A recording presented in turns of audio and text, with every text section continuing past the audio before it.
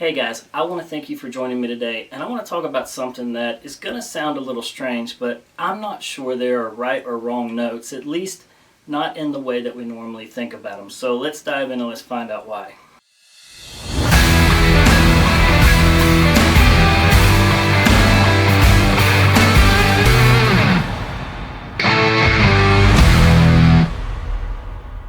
So I know we've all been playing guitar before and we hit a note and we go, oh my gosh, that's a wrong note.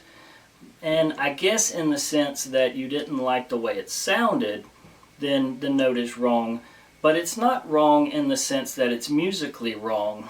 And we're going to dive in here just a second and I'm going to kind of walk you through how all of these notes relate. But I know I've mentioned this before, there are only 12 notes in the musical scale. So, from A to G sharp is only 12 notes, and then it starts over. So no matter what key you're in, no matter what you're playing, there's only 12 possible notes.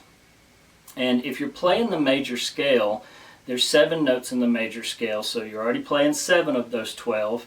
And then if you can come up and play in your minor blues scale, or some people just call it the blues scale, but it's just your minor pentatonic, and you're just adding the blue note, that would make it the blues scale, then you're adding 3 extra notes. So out of all the notes you could ever possibly play, those 2 scales are already playing 10 of the possible 12 notes. So let's just be in the key of A for a second, and I'm going to drum this open A string, and then I'm just going to kind of walk down the notes and just kind of tell you how these relate to the key of A. So this would be my root note, this is just an A note, and if I walk down, this is my major 7, so that's in my major scale, and that note can be pretty in the right context. The next note would be my minor 7th, and this is part of this minor pentatonic scale, and then we get our 6th note, and this would be like our relative minor, and then we get like a flatted 6th or sharp 5th, however you want to look at it. And I don't tend to play this note a lot. It's not in your major scale, it's not in your minor pentatonic scale. It's not in a whole lot of scales or modes that you would normally play, but it's not necessarily wrong. I tend to just play it kind of in passing to get somewhere else if I do play it. Then we get to our 5th, and this note sounds really pretty, but this is part of our A chord, our A triad. And then we get our blue note.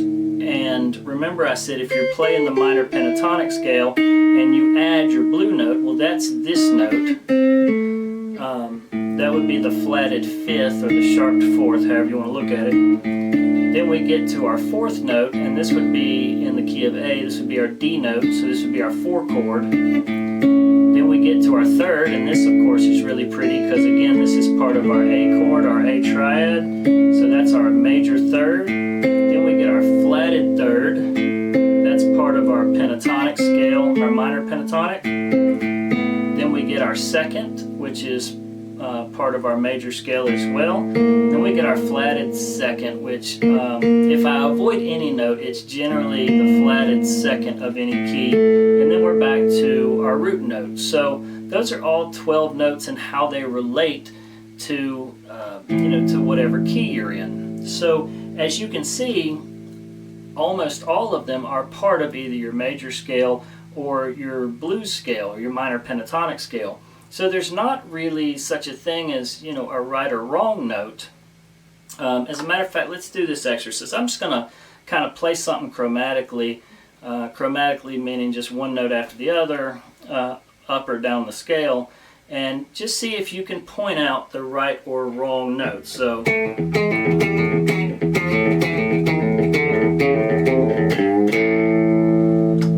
as you can see, you can't really point out, well, this note was right and this note was wrong.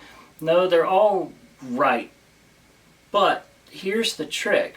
They're only right in the right context. So, like the old saying goes, start well and end well, and it doesn't really matter as much what you do in between. Well, the same thing can be said when it comes to, music or soloing or whatever it is you're doing. You need to know where to come back to. So one of the things I wish I would have done earlier in my guitar playing was learn where all of my root notes were. So for example, if I was in A, you know, I wish I would have learned how to find all of these A notes. Now I couldn't memorize and still can't memorize the entire fretboard, at least not in the way that, you know, we're thinking about it, where I can just point to this and I know that's a C sharp or something. I have to relate it to something, and one of the reasons why I tell people that you should learn your chord shapes up and down the neck is because that's how my brain works, at least in finding all of my notes around the fretboard. So for example, if I'm playing an A chord, I know that this middle note that I'm holding is my root note.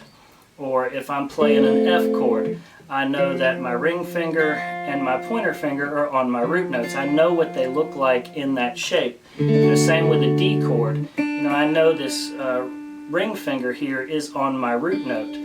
So as I move these shapes around, like I go to make an A chord in a D shape, I know where this A note is. Or if I make an A chord here with this F shape, you know, I know where my A notes are. And that's how, you know, I kind of began to find all of my root notes in every key around the guitar, was just by these chord shapes and knowing where my root note was inside of the chord shape. So if your brain works like mine, and you kind of learn like me, kind of visually like that, then it can help you in finding these root notes. Now, why is finding the root notes important? Well, remember I said the notes you play in the middle don't matter as much as what you end on. And if you end back on your root note, then you can kind of cover up a lot of mistakes.